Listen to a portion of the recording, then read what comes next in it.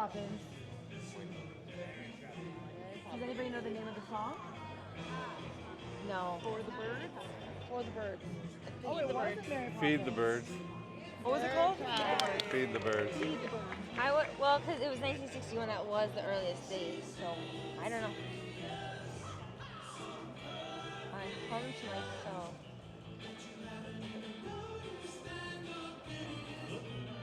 Good morning, Nikki. Welcome to the Welcome to the corner. Good morning, Nikki. Probably. Okay.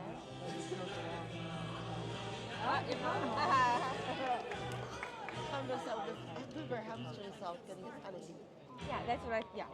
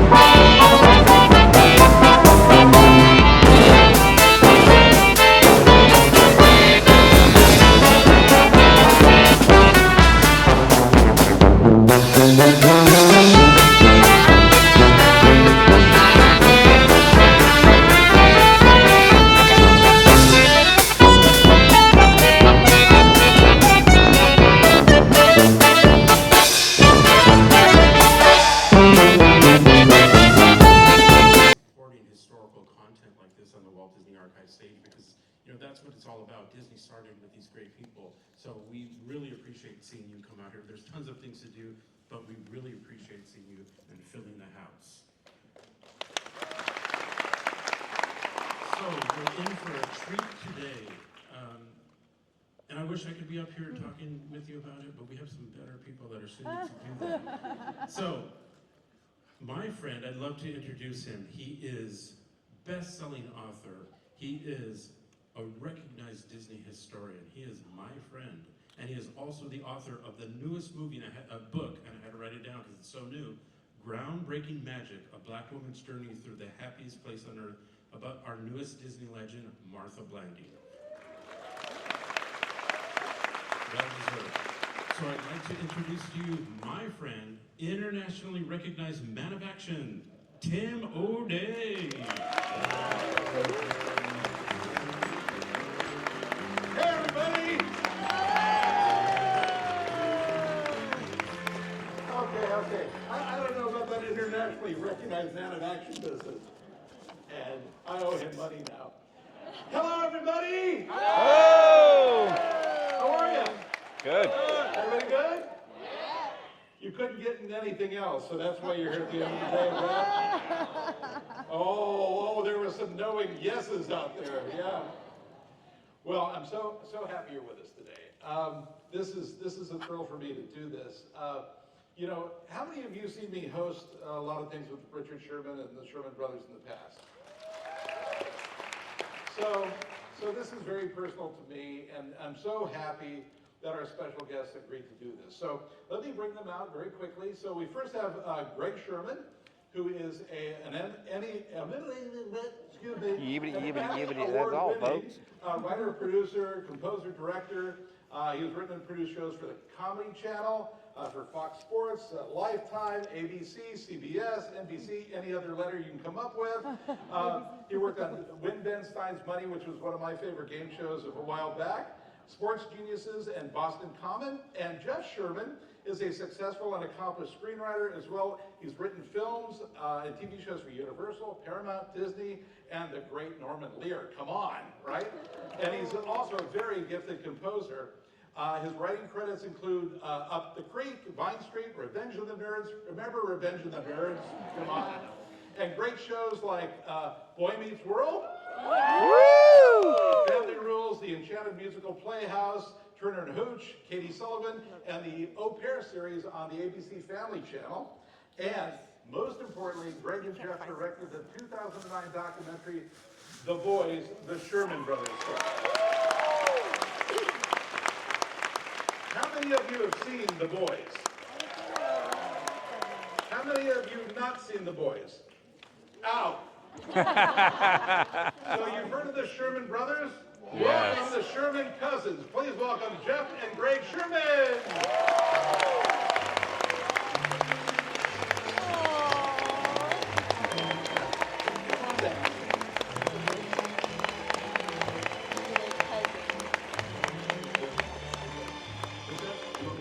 No, I'll sit there. No,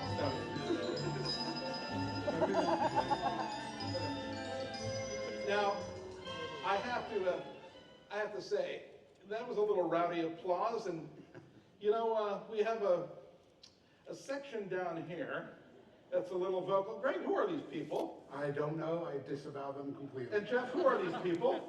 Family members, friends. Can we hear a little Sherman love down in the front row? I didn't say the illegitimate ones. I mean the ones. That was Becky Klein. Come on. My own Sherman Brothers are right there. I've got my own Sherman Brothers. Yes, you got Sherman Brothers, Sherman cousins, Sherman sons, daughter, the whole thing. Sherman's everywhere. Well, guys, thank you for doing this. It's great to sit down with you finally. We've been talking about this forever, about doing this. And, you know, we have the big thing tomorrow, the Jolly Holiday Show, but this is going to be completely different because we wanted to do something that was very personal and memory-based. And so I think the best place to start is with the boys themselves, as you can see right there somewhere. Aww. Okay, on the count of three, everybody, 1, 2, 3. Aww. Now, talk to me about the fact that Richard and Robert were native New Yorkers, right? Where were they born and when? Well, my dad was born as Robert, and he was born in 1925. I have to say that, and I forget it's a new century. And they were both born in Brooklyn, in New York. Okay, who's from Brooklyn? Shout out to Brooklyn. All right, who cares? Come on. No, where are the Brooklynites? Come on, there's 2. Oh, there's 4. Oh, we're rocking them up everywhere. Good grief. They're spreading like Welcome rats. from Brooklyn. But now everybody thinks that they're like, the Sherman Brothers are like twins, but they're years apart, right? 2.5, yeah. 2.5 years My apart. dad was born in 28. And there was kind of that baby brother dynamic going on. Can you guys talk a little bit about that? Because I'm the baby of 7, so I know all about the baby brother dynamic. Well, my father, Bob, he was a poet and an athlete, and he was just sort of into himself and his friends. And so he had this little brother who was 2.5 years younger, a little hyperactive. He was kind of twitchy. And he would always want to hang out with them. So my dad's best friend growing up was Samuel Goldwyn Jr. And so they would go in this little dark room and stuff, and Dick would open the door and expose all the films. So it was, you know, that was a little bit, you know, we all have siblings. He was a gnat, is what He was, you know, it's a little brother thing, and then, and He just Dick. was a little hyperactive, you know, had a lot of energy. But he wanted to be part of Bob's life, though. Oh, without a doubt. And they ended up, years later, I don't know if we want to skip ahead too far, but. Well, let's not jump ahead too All right, then. because we're actually. They wrote songs together. We heard all it. right. Yeah. don't Leave wanna it spoil to it. Greg to give away the ending. No, but let's jump back a little bit because this musical DNA actually started with your grandfather. And Yes. explain who Al Sherman was. Well, our grandfather was a Tin Pan Alley songwriter, which meant that he he came over in 1909 and had an amazing life as a real musician. And our dads were musical. My dad was a composer, but our grandfather Al was a musician. And so at a very early age, he was doing really interesting things. He came over in 1909 and Came over from Europe. Ukraine. It was a place called Ekotrinoslav, which is better outside of, Excuse you. Yes, right Next Belarus. outside of Kiev, which everybody knows. Okay. And he got a gig, one of the first gigs, as a pianist, playing in Herald Square. And he was doing whatever they were raising war bonds. It was 1917. World War I. World War I. And this impresario handed him sheet music, and he wasn't very conversant in English. And he played the song Over There. The Cohen, yeah, George M. Cohen. And George M. Cohen sang it right there in Herald Square for the very first time with our grandpa behind the keys. And I was going to say, he discovered Bing Crosby and got him his first job with the Paul Whiteman Orchestra. He was one of the first people to discover Ella Fitzgerald. Wow. And But he sort of set the table for our dads because they saw him writing songs. But our grandfather wrote with different partners all the time. He had several, he was mostly a composer, so he worked with lyricists. And then when he saw that he had one son that was very musical and his other son wanted to be a novelist, he kind of put them together. And but he was brilliant. So let's talk about that for a moment, though, because you just said the key word, that Bob wanted to be a novelist and Richard wanted to be like the great composer. Is that correct? can I just jump back really Yeah, sure. quickly because it's just a good button for our grandpa. He played piano, and in those days, in the 20s, you demonstrated songs, and if people wanted to spend a nickel, they'd buy the sheet music. And he played the piano in one room, and people would listen to it and decide. The next bin over at the next piano was this guy named George. And George didn't, you know this or no? I'm glad. They're about to I think I know where this is going. And George was like, Al, I don't want to play other people's songs. I want to write my own music. And Al said, your brother is a heck of a lyricist. You should really get together with your brother. He's sick of doing accounting. And Al teamed up the Gershwin brothers. Whoa. Well, that's a Rhapsody of Blue. And then he teamed up the Sherman Brothers later on. That's right. Wow, wow. Well, let's get back to that, though. The fact that Bob wanted to be a writer, Right. and Richard wanted to be a composer, right? So two different things. Yeah, my father had fought in World War II overseas and landed at Normandy Beach at 17 and marched through Europe and liberated Dachau concentration camp. And then was shot in the knee. But it made him very internal. He was a poet in his teens and stuff, and he wrote a lot. But that experience for him made him really want to create stuff in writing that would make the world a happier, better place and have people understand each other better. So that became a big draw for him. But he was writing these novels in college, and they were okay, but they weren't really going to go anywhere. And his dad was writing symphonies. They weren't going anywhere. But because Bob was in the war, they ended up going through college at the same time, graduating at the same time, and after they left college, they took a room above a dry cleaner, and the woman that lived below was deaf. So my dad could bang on the piano all night, Bob could bang on the typewriter all night, and our grandfather was paying the rent. And They were so poor that Dick's writing table was an ironing board. I mean, that's where they were. They were just, but they kept, at it. And one day, Al saw that they were, going nowhere with their careers, and he walked in. He said, "I'll bet you two geniuses couldn't put your talents together and write a song that some kid would give up his lunch money." oh, Dad, who wants to be a songwriter? That's for...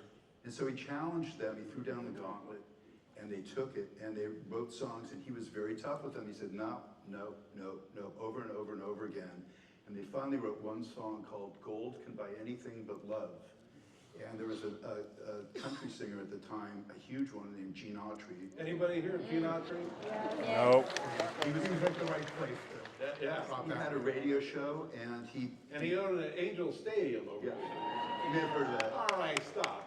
But and so he recorded their song, and it was the beginning of their career. But they were two different personalities, two completely different personalities. And I want to kind of lean on this a little bit because I remember having a conversation with Richard about who he admired as a songwriter. Yeah. And he was all about, is Kevin Kern in here anywhere? No? He was all about Jerome Kern. He Yes. loved Jerome Kern, who And wrote Cole Showboat Porter. of all things. Right, Cole Porter. Yeah, and so as a novelist, as a writer, who did Robert aspire to be or model himself after or was inspired by? He loved sort of the F. Scott Fitzgerald sort of stuff. I mean, that's, if you read his stuff, it has that kind of feel to it, you know, sort of dark and moody. And he actually wrote an autobiography called Moose that you can check out, and you get a sense of some of the stuff that went on in his life. That most of it's not Sherman Brothers even. It's the stuff that happened, some about the war and other things, but it'll give you a sense of the style of writing that he did. So now let's talk about their personalities, because they had distinct personalities. But when they came together, there was this musical alchemy that happened, this spark. So tell us about their diverse personalities. You touched on it a little bit. I can say this, you know, if you have two people that think alike and have the same basic ideas, you're not going to get a very good piece of content. But they came from stereotypic places. You know, my uncle was a little more dour and sort of thoughtful, and my dad was jumping off of buildings. He was just, you know, He was twitchy. I've heard that somewhere. well, you know, the joke around the Disney lot was they were Tigger and Eeyore. That was kind of accurate. And my dad was very, as Greg said, he was very, you know, he'd study it, he'd go, and Dick would go, here, how about that? So my dad had a nickname for Dick, which was Fast and Wrong Dick. they had some fun. But it worked in the creative process because they came from different points of view, and they always agreed when the song was ready that it was right. And they never ever one rushed ahead, and they Right. always knew They that have to agree. we had it, and they had a real good feeling about it, and then they knew it was time to. Jeff, you had told us in a Zoom call or something, Yeah. where you had visited them in their office one day, and you kind of walked in on chaos, and then something happened. So talk to us. When the Disney Channel first started, I went to the celebration at Disney Studios in the back lot where there was a big party, and I said to my dad, I went to UCLA Film School, and I said to my dad, I said, who's the head of the channel? And he goes, that guy over there. So I said, okay, and I walked over to him, and I said, I've got this idea for a series for your new channel. He goes, who are you? I said, I'm his son. And they went, oh, okay. He said, yeah, come in next week. Wait a minute, hold it. Nepo baby. A little. So, but I went in and I pitched them this show called The That's Enchanted funny. Musical Playhouse, and they liked it a lot. And they said, well, we'll think about it. I said, oh, and by the way, the songs are going to be written by the Sherman Brothers. And they slapped a contract down in front of me and said, please, you know. Now, at that time, were the Sherman Brothers involved? I talked to them. That's not gonna spring on them. You don't spring things on them.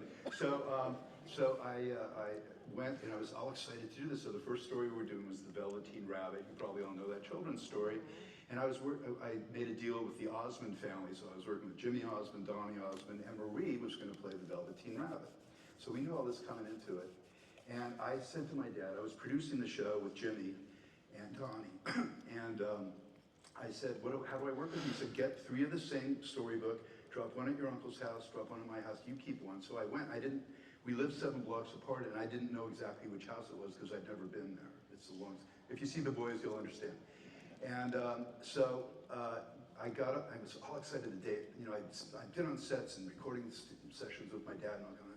But today I'm gonna work with the Sherman Brothers, and I've got my Velveteen Rabbit thing in my notes. And I walk up into their office, and it's like, you could smell the tension in the room. It was so intense. And it was like, and I said, so how's everybody doing? My dad said, let's just get into it. So we started working, and I said, nobody was saying anything really. So I said, I think the first song might come on page 3 and his dad said, that's the stupidest darn idea I ever heard. And I went like this, like, uh-oh, this isn't gonna be good. My dad got furious, and he stood up and he walked. I'm sitting in a chair in the middle of the room. My dad starts walking over. My uncle starts walking on the other side. I was literally holding them apart. And suddenly my uncle goes, got it. He goes back over to the piano, sits down, starts playing this happy melody. My dad goes, takes out his pad and starts writing. And they wrote a song called Ribbity Rabbity Run. So I felt horrible, and I said, oh my God, it must be something, you know, I only got them like way less than they were normally getting for a song. I thought something was wrong. And I called my dad and apologized. He said, oh no, Jeff, that's how we work. We start with contention, then we find the thing, and we go. So I didn't go back a lot after that. I think that was wise. Yeah. Well, let's go back a little bit to this image here. they became songwriters and they got married. So Jeff, where's this picture from? Oh, which one am I on? I'm looking at. Top left. Oh, that's my parents got married at the Bel Air Hotel, if you know the Bel Air Hotel. And what I remember the most they told me about it was there are swans in the lake there, which are really pretty, but if they don't like people there, they come out and start squawking. So apparently they were marching through the crowd and squawking all through their ceremony. It happens to a lot of us. And Jeff, Greg, tell us about this one. Oh, my dad and mom got married in the Taco Bell parking lot. They weren't making a lot of money in those days, Are you so serious? they just kind of phoned it in. Now, in our conversation, I learned something about you, that as a little kid, you were a little bit musically inclined. First of all, let's give him an aw. Come on. Aw. You were a little bit musically inclined, and Yeah. you had a tonal quality about your voice. Yes, I had perfect pitch as a kid, and that was kind of scary to my dad because it was cool. And so I did some things musically as a child. Wonderful musical director, Richard Allen, was in music school with me when we were age 5. Wow. But I wasn't quite that gifted. He, at 5 years old, ended up teaching the class as a 5-year-old because he knew more than that. So I wasn't quite at that level, but I had perfect pitch. And if you don't keep up with perfect pitch, you don't keep perfect pitch. So What do you say? I say I went into a different part of show business. Well, Jeff, back to you. We're about to see, you brought some home movies to share, and I believe this is from 1959. This is when your sister Lori was born. Yes, it starts with my sister Lori being born, and this is just before they got hired by Disney, so I thought it might be interesting to see kind of, what that lifestyle was like. We lived in Northridge in a little tract home. Dad had odd jobs and things, and he was a postman, and he did other things until he finally got the job at Disney. And as you'll see in these home movies, Lori is born in Richard Brings Cigars. So let's take a look at this little bit of home movies, and you can talk through this. It's actually my dad with a cigar. There we go. That's my dad, that's my mom, that's my dad, and he's very young and waving to you there. That's going into the hospital where my sister Lori was just born. That's Lori. Aww. And that's my mom. But I love all the old cars in the background. So great. That's me. I was the second. Push her out of the way. There you go. I was a very happy child.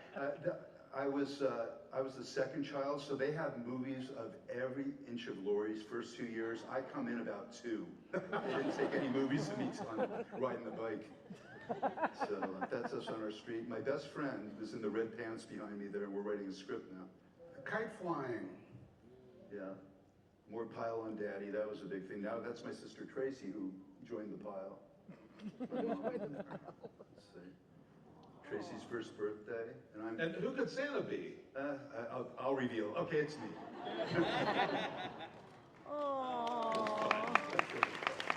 Now, and you both have stories of visiting Disneyland when you were kids as well. So why don't we start with you, Greg? Okay, so it was pretty cool because I was a little behind Jeff in terms of age. So by the time I got to Disneyland with my folks, my dad was a pretty established songwriter there. So it was great. We had hostesses. There was a giant circular lollipop that I would have, and I would go around the Matterhorn like a bunch of times, and they'd be like, "Who's this kid?" But I remember this time he took me on the Mark Twain steamboat ride, and he said, "Do you want to go up to where the pilot is?" And I said, "Yeah." And so I meet the pilot, and he says, "We're going to pull into the dock there. Would you like to steer the ship?" I'm like, I would love to steer the ship. I was about 40, no, I was 5 years old. And that's why the ship's not there anymore. And I'm steering this giant paddle wheel, and I pull it in, and I'm like, Dad, can you believe that I pulled it right into the dock? He goes, "Gregory, it was on a track." So, but a couple years later, I got him back because the opening of Haunted Mansion was really scary, okay? And it was the day that they had sort of closed it to the public, but it was open to dignitaries and people that worked on the ride and people that worked on the park. And so it was a lot of prestigious people. And I got into the little ghost buggy with my parents on either side of me. And I made it to the point where they were going backwards and then into the graveyard. And I was like, do you guys not see this? There are ghosts everywhere. And I got out of the ride and started running through the graveyard. Which is like what was allowed at Disneyland. And they had to shut the ride down and everything else. By the way, it was much scarier. They made it, the night that came down was like a guy in a costume that used, they toned it down. I think I had something to do with that. You're welcome. Those are my Disneyland stories. I don't know about you, but I sense a little PTSD. Ghosts everywhere. Are you guys not seeing this? Now, look over here, Jeff. Yes. Who's that cute kid? That's me with my mom at Disneyland, and that's before we started, before they started working at Disney. And on the right, that's me in a stroller, so you can tell that's before Disney. And that's my grandpa Harry, actually, my mom's dad, with my sister Lori. And both of you kids look like you're more interested in shopping in the Emporium than anything else. Yeah, I think the reason they took this picture is because this grandfather had the biggest shop in his hometown. It was called Sassner's Emporium, so I think that's why they took that picture. Ah, there you go. Well, you brought some home movies Yes. of a trip to Disneyland from 1959, when the Matterhorn was brand new, and then it skips to 1966, Yes. and you'll see some cool things. So why don't you narrate this Okay, as we I'll- go through. Roll the clip, you guys. So that's me. I'm just showing you how far back I was into Disney. That's me. Another big reveal there. That's me. I don't know if do they still have those? Yes. I think so. The answer is yes. These are a little more I just remember the guy going like this to the one.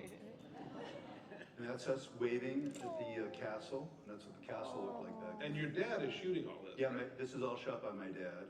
The brand new Matterhorn? Matterhorn. It's a fairy tale ride. And they used to have these guys on unicycles. It was just kind of cool to see all that stuff. And there's no music because they hadn't started writing for them. Something was missing. You know. Kids in cages, that's Yes.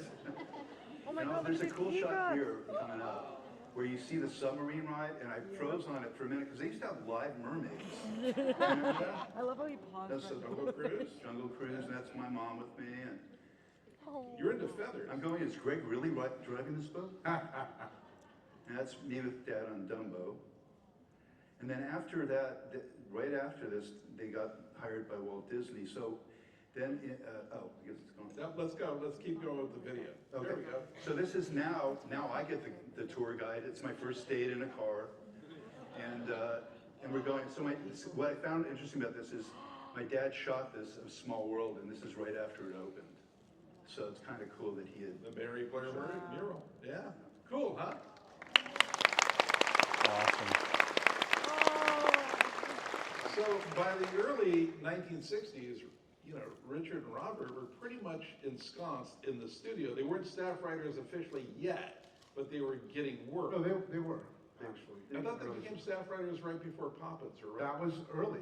That was, they basically were writing songs freelance for Annette Funicello's career. And she had a bunch of hit songs. She had a hit song with the first thing they did, Tall Paul, and then they, the record executive there, Jimmy Johnson, gave them other opportunities to write for other Annette concept albums. Annette had been a Mouseketeer that was going to have her own solo career. And so they had concept albums like Italianette and Hawaiianette and Bassinet. And they had a bunch and they were writing authentic sounding Italian songs. Authentic And part of the Hawaiian reason, part of the background to that was when they were Vine Street writers, song pluggers, and what that meant was, you've heard probably the Brill Building in New York, but when, like in the 50s, all the music business kind of centered in Hollywood. And so you'd have to go up and down the street and they go, we need a Latin song here, or we need something in French, or so they got really used to kind of writing whatever it was. So it was kind of a perfect combination. When they got to Disney, he saw they could write all these different styles, and he was, he had Disneyland, he had his TV show, he had all these things going on. He said, staff songwriters. You guys can write all my stuff. And they had a story similarity. They were all great storytellers. So Walt understood they could tell part of the story in a narrative way through their talents. I was just going to say, yeah, from Annette's career, she was going to do a TV movie called The Horsemasters, and that was the first time they met Walt Disney. And he gave them a couple of assignments, the second one being The Parent Trap. And then after they turned those in, and they still haven't gotten paid, by the way, but he said, take this book and tell me what you think. And it was P.L. Travers' Mary Poppins. And they came in a couple weeks later with 4 song sketches and went through a storyline that they'd sort of put together, assembled after a couple weeks. And as soon as they played the 4 song sketches, Walt had contracts waiting for them and handed them to him and said, Right after your Feed the Birds. Work for me. And they were the only ever staff songwriters in the history of the company. Yeah. But it happened pretty early. I remember that when they got the book, Dad would come home. My younger sister Tracy was very, very young, so she wasn't there. But my sister Lori and I, each night he'd read us a chapter of Mary Poppins, and he'd ask us what we liked about it and what what those kind of things were. So it was really interesting. And should I tell the Disney thing, or should I wait for the? I don't know. Okay, well, I'll wait. I don't want to go off. Okay. Well, basically, he was doing market research with you and your sister. Basically. Yeah. One of the early films that they worked on was not necessarily a musical, but a film with music, and it's one of the favorites, and that would be Summer Magic. Oh, I love Summer Magic, and that contains one of Bob's favorite songs. Can you tell us about that? Yeah, when we were doing The Boys, when we were doing the documentary, I had never asked my dad really if he had a favorite song. I didn't know. And he instantly said, On the Front Porch. He said, it's just a great little American tune, very authentic, and I just love it. And so that was his favorite song, I think. Did he have any others that he gravitated towards? I know he loved Feed the Birds and Spoonful of Sugar. A lot of things. There's a song from, because they also worked on Charlotte's Web. Yes. Isn't there a song? Mother Earth and Father Yeah, Time. tell us about that a little bit. Well, their parents were were ailing at the time, and they really dedicated the score, and especially the song Mother Earth and Father Time, to their parents, and that's how they felt about them. And it's such a beautiful song, but it is really about their relationship to their parents. And I know that's one of our favorites. Yeah. And I think it was one of their, and I think it was your father's favorite score. Yeah, It wasn't Disney. Charlotte's Web, he just felt they really kind of nailed it somehow. So, And so this is what the boys look like, if you can see it up there on the screen. This is what they look like about 1964. And you have another piece of home movies, where it's Bob's house around the time of Mary Poppins. I can't remember if this is a new house or a house. It's a new house. Oh, the house, this was fun. So when Disney hired them, my dad was always very impulsive. And so they started getting $500 a week each. That was their salary, which was a lot of money for them, and at the time, a lot of money. And so my dad decided he would surprise my mom and all of us, and he put us in a car, and we drove over the hill from Northridge to Beverly Hills to this corner house, 601 North Oakhurst. And there was a for sale sign, and it said sold on it. My dad held up the keys and said, if we lived here, we'd be home now. And my mother looked at him and we're like, what? And she said, did you just buy a house without asking me? But the interesting thing about 601 is if you're a fan of Mary Poppins, you know that line at 601, I marched through my door. That's a little Easter egg my dad put in for his new house. Yeah. Well, let's take a look at this home footage. And Jeff, you can kind of narrate this, Okay. if you will.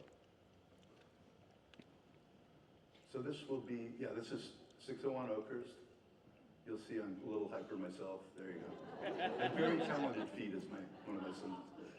That's me, that's my sister Lori, that's my sister Tracy, my dad, and my mom. And that's me in the backyard there, before we built the pool in there. And slip and slide. Who had slip and slide? Come on. Oh, yeah. And again, very talented dancer. That's our Grandpa Al, the composer that we talked about. And there's Greg at our house. And this is, if you know anything about our families, we became very estranged shortly after this, and we've stopped really socializing. But this is like the last time where you see like my grandparents, and there's Greg's grandfather, and our grandmother on the other side, and there's my mom. And the funny thing is we're a Jewish family, and sometimes Christmas and Hanukkah, my mom loved Christmas, she just would always have a big tree, a lot of times it would be a flock tree. And the problem was at the holidays where they overlapped, where Hanukkah and Christmas overlapped, you'd hear my mom yell, "Keep the menorah away from the Christmas tree." That was a Sherman mantra would have come up. But there was a time before all of it, before the problems that arose, that we did get together and, eat bagels and sit around a Christmas tree and we were family. And, years later, Greg and I reconnected, and it's a great thing. But you've got to watch the documentary, right? All right, well, let's take a look here. So this month is a special anniversary, isn't it? That is correct. This very month. Who knows why? What gave it away? What did this film mean to your fathers? What did it mean to the fathers and the family? Everything. It was really the pinnacle of what they did. It was the first full song score they'd ever written together. And they had so much purpose in being able to do. They actually wrote nearly 40 songs for Mary Poppins, but only 13 made it into the movie. Some of the ones, the outtakes, ended up in other things. Yes, they were not wasteful.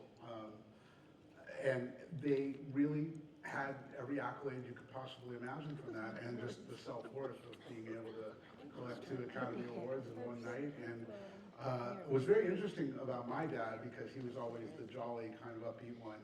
He went into a fairly significant depression right after Mary Poppins, because he realized that was the mountaintop, and we will never get back there. That was it. And my dad became the happy guy. It was a little role reversal, but yeah. Really? Yeah. Wow. Oh, he was thrilled. We're here to give you new things. Enlighten me. Yeah. Yes, sure. Well, let's go through a couple of the songs from the film, and this is Chim, Chim, Chitty. There's some fun backstory to this. Talk to us about how this song came about. So they got inspirations from all different places, and they had the greatest geniuses in the world working on this. One of whom was a guy named Don DeGrati, who was a story producer and got credited for a screenplay writing, even though what he did was create storyboards. And one day, the boys were walking by Don's place, and they saw a little pencil sketch of a chimney sweep whistling, and With a broom over his shoulder. with a broom over his shoulder. And his dad, the historian, went into the lore of chimney sweeps and how when soot would rub off, that was supposed to be good Yeah, luck. if you shook their hand, it was good luck and things like that. And he had this idea, 1 chimney, 2 chimney, 3 chimney sweep. And as typical, my dad said, "That is the worst idea I've ever heard in my life." And walked out of the room and ran back in and said, "Wait a minute, chimney, chimney, chimney." And so that's how they kind of worked. And my That's dad would awesome. go, "Oh, okay. And good luck did rub off. They won the best song. It did. Best song winner. And then we talked about Bob's favorite song on the front porch. I believe this was Richard's favorite song from Mary Poppins. We both shook it. And you have a connection to this song. Yeah, raise your hand if you've heard it. Okay. Ah, yeah, you got some Plug hands your going. ears. Act like you haven't heard. So again, when I'm a little kid, and it's like 1960, 61, and I am at school, and everybody lines up outside the cafeteria because we were all going to get the polio vaccine. Oh, And so I get in line, and I was sort of infamous in my family. I was a big kid, and I don't know if anybody's my contemporary. They used to bring out the shots. You get all your booster shots, and they bring them out like on a tray. And I'd see like 5 shots coming. My eyes would go wide. I'd hit the tray over. I'd run out of the building, and I'd hide in Beverly Hills till dinner time. That was my. So one day, they line us up to get the vaccine, and we go, and I get it. I come home, and my dad usually was at work with Dick until about 5 or 6 o'clock. This day he was there when I got home from school. The shades were down. He looked really depressed. And he said, how was your day? I said, oh, I got the polio vaccine at school today. And he looked at me. What I didn't know is that day they had Julie Andrews at the studio, and they played all the songs from Mary Poppins. Their favorite song was a song called Through the Eyes of Love. They thought this was the best. They thought this was their magnum opus. And so Julie listened to all the songs. She loved them, loved them, loved them. And then Through the Eyes of Love came on. She goes, I don't know. And she told Walt she wasn't really completely happy with that song, and they were crestfallen. So they worked for a little while trying to go, a stitch in time saves nine, or something, or whatever. And they couldn't come up with anything that was like more Mary Poppins. So it was the day I came home from the vaccine. And I told my dad, he goes, wait a minute, you let somebody give you a shot at school? I said, no, they took out this cup and put a cube of sugar in it, they put medicine in it, and you just ate it. And my dad looked at me like this, and he went over to the phone, called Dick, and the next morning they wrote, a spoonful of sugar helps the medicine go down. That's awesome. Well, you know, the other remarkable thing about the entire song score for Mary Poppins was that how many pop artists and musical artists covered the songs. Are still covering it, yeah, and it's still got traction, which is nice. Yeah, you said. Well, that smile gave it away, didn't it?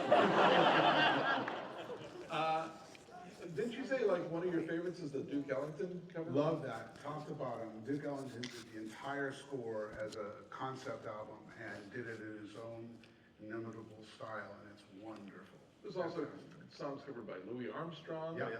And I was doing a little research. You remember the James Bond film Goldfinger? Yes. Remember the opening, Goldfinger, the song, Shirley Bassey, really bombastic?